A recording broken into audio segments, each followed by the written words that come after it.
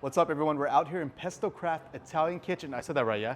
Pesto Italian Craft Kitchen? Pesto Italian Craft Kitchen. Pesto, I always mix that up. Pesto Italian Craft Kitchen in Mission Valley. I'm here with the owner and founder, Alex, today. So we just want to talk to Alex more about business, life, like how did he start this business? So first off, Alex, what's up, man? How are you? Hey, buddy. Hey, how's it going, man? Good. Go ahead and introduce yourself. Tell a little bit more about yourself. My name is Alex, and I own Pesto Italian Craft Kitchen. We started this about 2015, and I'm from Philadelphia originally. Family's from Sicily, a small town called Cuisine.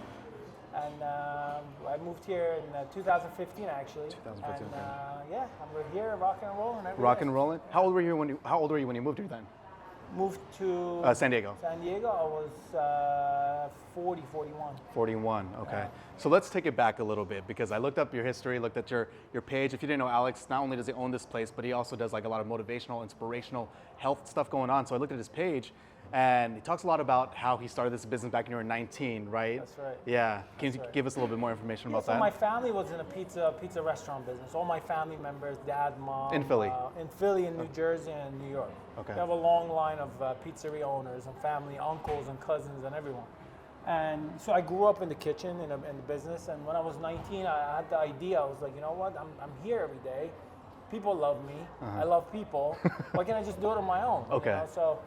So that's when I had a Camaro Z28, and I sold it for 13 grand and borrowed about another 10 grand and opened up Pizza Aroma. That was in Philly still? On Frankfurt Avenue in Philadelphia. Wow, Pizza Aroma. Why Pizza Aroma? Because I figure Roma is a big name. Okay. And aroma is a good, it's like a fragrance and smell, right? Okay. Pizza and the pasta and salads and yeah. And so kind of put those two together and came up with Aroma. Aroma, okay. And I was 19, so you gotta give me some slack. Yeah. But it did really well. Okay. 3 years later, we turned around. Actually, my accountant came up to me and said, hey, I know you're young and this place is booming. We only live right behind here. We want to give you an offer. Oh. So I wasn't interested in selling because I was just a kid making so much money, and it was all cash back then. Wow. There was no credit cards. Yeah. What year was this? What year was it? It was 1994, 5, I would say, around there. Yeah. So yeah, and he gave me an offer I couldn't refuse. you said, okay, I'll take it. A big wad of cash. And really? We started counting. How did it feel? Like, was it in a briefcase? Was it in a bag? I felt like Scarface. Oh yeah? Smoking a cigar and all that stuff. I was a kid with all that cash. And it was fun, And then I moved to New York. I became a broker in Wall Street and did that for a couple of years and lost all that money. Oh man. Yeah. Oh man. That wasn't on your page. That part wasn't. That part wasn't. Okay. And then came back to Philly and started a whole bunch of chain of pizza restaurants again. Oh, again? Yeah, okay. It wasn't called Pizza Aroma? No, it was, my family was in the business. So okay. I came back and took over one of the, it was actually a 7-Eleven that my dad turned into a pizzeria restaurant. Okay. So I wasn't doing really well for a long time. It was just one of those black sheeps of the family. It was just that one location. Wow. Nobody could get it off the ground. And I came back and I was desperate. I had no money. I was broke. And I begged my mom and dad to give me this location and I can do it. And so they gave it to me, not free. They helped me, and I gave them $2 grand a month. Okay. And plus rent. Oh wow. And then I paid it off, and then today is like the #1 pizzeria in the whole zip code. Really? Yeah. Are you still a part owner of that, or that? No, I recently sold it. Oh, you did? Yeah, I did. Okay, very cool, very cool. So you started as Pizza Roma, right? Became a broker, came back, did the pizza thing again, right? Yes. And what was the name? I'm sorry, what was the name of that place again? My mom's name is Angela, and she passed away, but her name is Angela. Okay. So it was Angela's Pizzerias. Angela's Pizza. And is there still a bunch over Philly? There is. There's one in Northeast Philadelphia, one in Trevose. I don't know all the other ones right now, but there's in the Northeast and Bucks County of Philadelphia. Yeah. You have Angela's Pizzeria. Wow. So if you're in the Philly, in that area, Angela's Pizzas. Angela's How Pizzas. many, is it still family owned? Like your family still runs it over there? No, we sold it. Everyone? My father retired. My mother passed away. I moved here, so we all sold it. Right. My brother moved to Delaware. My other brother, Joe, is a truck driver now. He does the country. And yeah, so everybody moved away. Are you still the only one in the pizza business then? I'm the only one in the pizza. Wow. So what kept you in it? Like, why were you like, let me come to San Diego and do it again? It's honestly, I feel like it's a passion. I always tell people that want to get into the restaurant industry, I say, look, if it's not a passion of yours, this is not just a business, it's a lifestyle. Right. It's a day and night business. You always working nights and weekends, and it becomes your life. And if it's not part of it, if you don't like that, if you don't like to work nights and weekends and working all the time, and don't get into it, because it's not the type of business. There's a million businesses out there, you know. So it's really my passion. I love making food for people. I enjoy shaking hands. I enjoy serving people. I enjoy being there when people are enjoying the food. That gives me the fulfillment. So I'm still in it. You're still in it. Yeah. And how much? So going back to 2015, right? You came here, opened the one in college, right? Your first location there. Yes. And you just that recently closed. So how were you able to keep it open this long? It's what, 2024 now? Or just closed it? Yeah. So I mean, we started Pesto College. Right before that, there was 2 other pizzerias at that same location that opened and closed within 1 year. And everybody was really focused on SDSU focus. Okay. You know, they were coming in, well, let's bring all the kids and beer and pizza. It just didn't work out. So I came in, I kind of flipped that script. I said, look, let's focus on the locals first, you know. Okay. Let's bring in the neighborhood next door and the other neighbor and the other neighbor, and let's start from there and grow the roots. And it took about a good 3 years, but slowly but surely it started getting profitable. Okay. Yeah. What were you doing to make it profitable though? You mean you go grabbing the neighbors? Were you walking around the neighborhood, handing out flyers? We did it all. Okay. We did it all. Yeah. Handing, flyers door to door, car to car. Wow. Pets to pets. Whoever came through, Yeah. Seagulls, you fed them. And also, obviously, social media, right? Yeah. So I was like, I'm new here. Nobody knows me in San Diego. I can't be on TV yet. So the only tool and platform I have is Facebook, Instagram. you know? So okay. let's post videos and cook food Yeah, and have fun and boost it and just get to know, let people know Pesto. Right. Were you the only one? Like you were the original founder owner. You didn't have any partners when you came and did it? No. Okay. I didn't have any partners. I did it all myself, and I did all the work and took all the blame and took all the fun. I mean, like that's scary. I mean, coming to a brand new city, right? Yeah. And I know you have the experience in the restaurant space, but you came out here and you're like, let me just start it again in a brand new city and do this all from ground zero again. Yeah, I think you hit the nail on the head. I mean, I think human beings we're always struggling with that fear thing. It's like fear is like holding me back. So. Entrepreneurship, you really need to put that aside. You got to jump in and start swimming and learn how to swim while you're in there. While you're drowning, basically. Well, right. Hopefully you don't drown. Right. But that's entrepreneurship for you. Right. Okay. So from there, you came in. When did you open here, the Mission Valley location? What year was this? Mission Valley, that's another story actually. Okay. So right before COVID, like 6 months, a year before COVID, Mission Valley management was having lunch at Pesto College. So the guy, his name is Sam actually, he's not here anymore, but he came to me, he's like, dude, I love this food and we got this location, it's the old Michael's building in Mission Valley Mall. We're moving Michael's to the other side. We would love to have you there. We need that local kid. Right. So why don't you come and look at it? I looked at it and I was like, well, this is a no-brainer. Right. I gotta be here. I have to be here. And you felt that way because of the space, or like what made you feel that way? Well, I thought it's the foot traffic, obviously, and just the location, how everything floods into Mission Valley. Okay. And comparing that to college when we had zero foot traffic, I mean, it was a definite upscale. Yeah. So you definitely felt the difference from there and here, 100%. right? And then as soon as we, the negotiation for the lease, it takes about 6 months to a year, just lawyers talking back and forth, redlining, crossing things out, coming back. As soon as the day we got accepted, we signed, and that weekend, actually Friday, I went out with a bunch of my friends to celebrate, and we had dinner and ching and great, and Monday COVID hit. Oh, jeez, dude. Jeez. Monday COVID hit, and everything got shut down, and it was a frenzy. And my attorney called me and said, look, we need to pull out. We need to pull out of Mission Valley. We're not going to be. I was like, okay, everybody just take a breather. Hold on. Maybe we can, everybody's in the same boat right now. Right. Maybe we can reopen and renegotiate it. And that's exactly what we did. Yeah. When you mean by renegotiate, what did you have to do? So I figured everybody's in the same boat. We're all human beings on the same ship. COVID, right? And so as I'm hurting, they're hurting. Everybody's trying to pull out, right? So in a way, that's an opportunity. If everybody's running that way and you're the only one going that way, you're going to get all the opportunities, right? So that's it. That's exactly what I did. Everybody was pulling out, and I said, look, we're all in the same boat. Yeah. Let's scratch this one, Okay. reopen a new one, and renegotiate. Give me a better deal. Give me the first year free. Yeah. Give me this. Give me that. And they didn't say okay to everything, but they made it a lot more sweeter. Yeah. So it sounds like you just took a negative and a bad situation for COVID for everybody. You know, that was a bad time. And you took the opportunity and kind of just flipped it for yourself, Flipped it, right? yes. So because you were helping them out by having, like, still renting the space, but you were also able to have your own business. So it was a benefit for you Correct, also, right? correct. Going into that though, so did you switch and you just did all to go? Because you weren't even open yet. Was the space built at all? So the space wasn't built. So I don't know if you remember during COVID, everything was shut down. Right. So there was no construction. All the bars were just throwing their bar license out. So I got a full liquor license for 1/3 of the price. Wow. I bought it. Construction became 1/3 of the price because nobody was No one working. working, I mean, yeah. everybody was looking for work. Material was a lot cheaper in the beginning of the COVID because nobody was buying. Right, And right. then all of a sudden it just switched and everything just went sky high. Right. So I was at the early beginning phase of it, and I got lucky that Yeah. we got everything on it. When were you able to open then?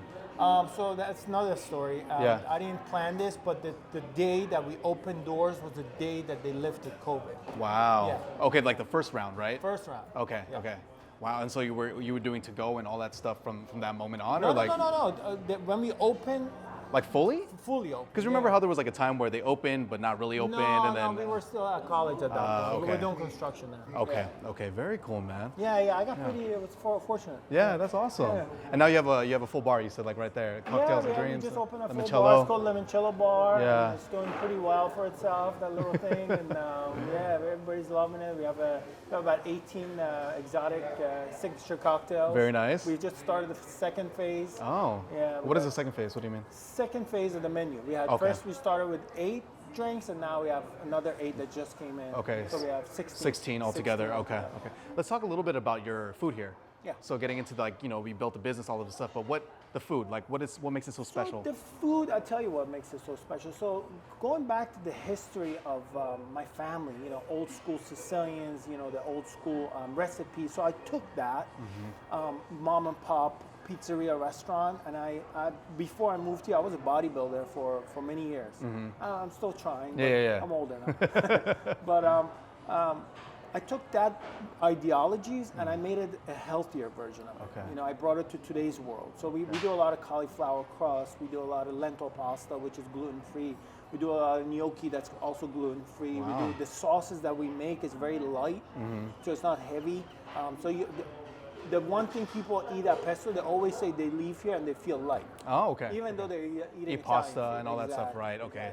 Yeah, that makes sense because even the times I've eaten here, you definitely feel different. Yeah. It's not like normal pizza. Yeah, heavy, all that stuff. You Because feel we good. use extra virgin olive oil. The Yeah. flour that we use is organic. The kosher salt. I mean, every little thing that we use is phenomenal. Wow, that's good to hear. That's good to hear. So you can also basically just eat Italian, but like a healthier Italian version. How do you guys come up with recipes though, like dishes? So I create, like, over the past 50 years. Obviously, I have so much information from from Brooklyn, New York, to Philadelphia, to all the pizzerias I had, to all the recipes that my mother had. So most of these, like pesto and marinara sauce, and all these are old school Sicilian, like my mother used to make it. And now, I came up with my own version of things. Okay. Kind of my own touch to it. Oh, okay, okay. So if someone is watching this video right now and they wanted to come to Pesto Craft, what would you tell them? What items should they try? Frutte di mare Okay. is very good. Which is what?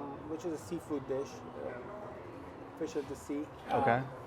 Pesto Fredo is one of our signature. Okay. And gnocchi Verona. Okay. Are any of those pizzas? Or that's like These are all the pastas. all pastas, okay. What about There's pizza? another one, Toscana steak salad is really good. Okay. Yeah, if you want to go healthy, Toscana steak salad is really Yeah. good. Pizza, dude. I mean, our pizza is phenomenal. Right, Yeah, that's right. one thing I cannot stop eating here. The crust is really good. The margarita is really good.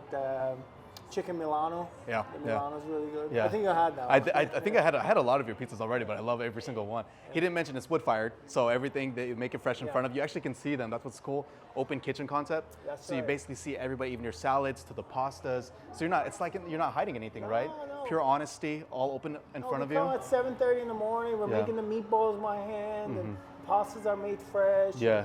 Yeah, everything's made from scratch, and it's really good. Yeah. It's really good, apparently. It's really good. I also wanted to bring up the whole, like we're talking about how college closed, right? Yeah. So what's the plan? What are the next steps with that? So unfortunately, college, we couldn't come up with a new lease after 10 years. Our lease came to an end. We tried our hardest to come up with a lease, and we couldn't. Yeah. We just couldn't negotiate a new one.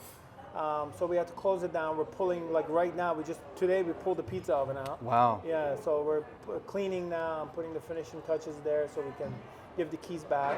We're going to put everything in a warehouse. Okay. Let the dust settle for a month or two, and then start looking for a really good location. Mm-hmm. Do you have any ideas in mind where you want to go? I'm hoping somewhere in close, maybe 5-mile radius, or maybe going up a little bit north County. Okay. Yeah. Okay. Nowhere going south? I found one in towards Solana Beach. Okay. There, people are talking about UTC. Some are talking about south. What's that? Otay Mesa? Mesa. Yeah. Otay Ranch. Otay Ranch. Yeah, exactly. gotcha. Okay. I mean, that's another good. You think about the cultures and the demographic in those areas. I feel like that fits perfectly, especially if we're talking about UTC. I think yours fits perfectly over there. It's a UTC. It's the same owners, right? Westfield. They're both Westfield malls, right? Well, this was just sold. Oh, it was? They sold this Okay. to a new buyer. They're actually from the East Coast. Okay. They bought it, and they're going to redo this whole mall. So even this area too? Yeah, this was the first phase Okay. of the remodel, and now they're putting a brewery now in the back. I don't know if you've seen Nova. They just came in the back. Oh, did they really? Yes. Oh my so gosh, it's a whole that's so big cool. brewery back there, and then they're going to start the middle ground, and then they're going to rip everything apart and redo the whole Wow. mall. Yeah. So they're going to turn it into like a UTC with Yeah. valet parking. Wow. Yeah. Oh, so really like taking it to the next To the level next here. level, Yeah. Are you excited for it? How do you I feel? am excited. Yeah. Because I came in the bottom right before COVID. And we're like working our way up. Yeah.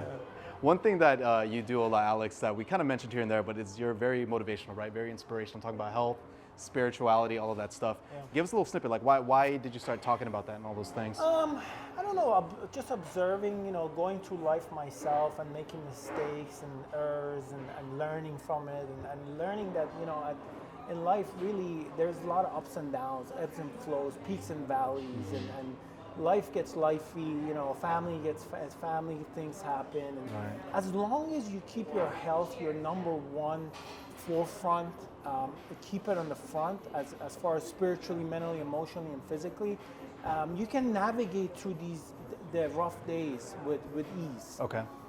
And if you put your health behind, now you got to go through the same rough waters, and it's hard. You might drown. Right. Yeah. So if you're fit and strong mentally, emotionally, and physically, it's a lot easier to navigate. Yeah. So like if I was looking to become fitter in those areas, what do you suggest? What are some actionable steps? I would What'd you say start from the morning, getting up a little bit earlier, an hour earlier, Yeah. doing a little prayer meditation from the get-go, drinking a ton of water all day. It's just simple stuff that we Right. all know what to do. It just takes a little bit of routine and action. Yeah. Reading a page or two of any book that you like, just to get your mental game going. Yeah. Getting mentally stronger. Right. Definitely have some level of physical. Doesn't matter if you like martial arts or workout at the Just gym moving your or body, right? yoga. Well, it doesn't matter. Gotcha, Yeah, as long gotcha. as you're physically active, at least an hour a day. Okay. You okay. know, and then, dude, you can do all of that. You can also do your work. You can still attend to your family. Right, But right. that has to be number one. Yeah. By far. Yeah. How could someone develop that habit of keep doing it all the time? I think first thing first it takes is consciousness. Okay. You have to be health conscious. Once you're health conscious and you put that, I keep saying put that on the forefront. Yeah. You become conscious of that. Then you start working towards something. Yeah. Mentally, because you want to get fit and you want to get mentally fit and your mental hygiene has to be stronger than your dental hygiene. I like that. Mental hygiene better than your dental. Dental hygiene. Okay. And you say that through, like you're saying, meditation, prayer in the morning, Meditation, prayer in waking the up morning. earlier, all of that stuff. Is that something you do every single day then? Every single day. Okay. Every single. I mean, I roll out of bed on my knees. Okay. So I don't take a chance of even walking. I don't want to forget about it. Yeah. So I do that, and then I get up and I go to the bathroom, do everything else, and Yeah. I try to read every day. If I don't, the next day I read a page or two. Okay. Is Doesn't there anything matter. specific you're learning right now or you're doing? I go through, ups and downs of books that I like to read. Yeah. A lot of self-growth, and it's all about growth. Right. We're growing in life. A tree doesn't stop growing; it just grows and grows and grows until it dies. Right. I mean, so why do we stop growing at some point? We had this ideology of the 70s, 80s, 90s that you're gonna work until like 55, 60 and then retire. Yeah. And then retire to what? Yeah. What are you retiring into what? And then, Right. And you just slowly, going. So I think the idea today is with the technology, with the idea, with the internet is growth. Growth. Growth minded. Growth. And now it's a new year, 2024, right? Like That's right. growth can be the theme of the year, being consistent, mental health over dental health, That's all right. of those things too. Well, any last things you want to leave our audience with, anything like that? Well, I mean, our logo says "Made with Love," Okay. and I think in 2024 that should be one of our main things that we have for ourselves. Love ourselves a little bit more. Okay. When you love yourself more, you tend to have more discipline. Yeah. When you love yourself more, you tend to think about your health more. Right. When you love yourself more, you love your family a little bit more. So I think maybe love is one thing that we tend to forget because we get so busy with work and paying bills and what can I get out of this or what can I get out of that. So yeah, I'm just going to leave it with made with love. Made with love. Love yourself more. Right. One more thing I wanted to ask you.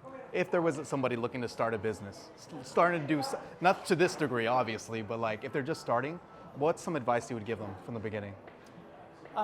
If they're just starting, you're talking about entrepreneurship? Yeah, well, entrepreneurs are business? just growing a business. I would say a restaurant specifically because that's your forte, I would your say thing. to a newcomer or a youngster that wants to start, I would say go after what your passion is. Okay. Because as long as you're passionate about it, you're going to fail, but you're going to continue plugging away at it until you succeed.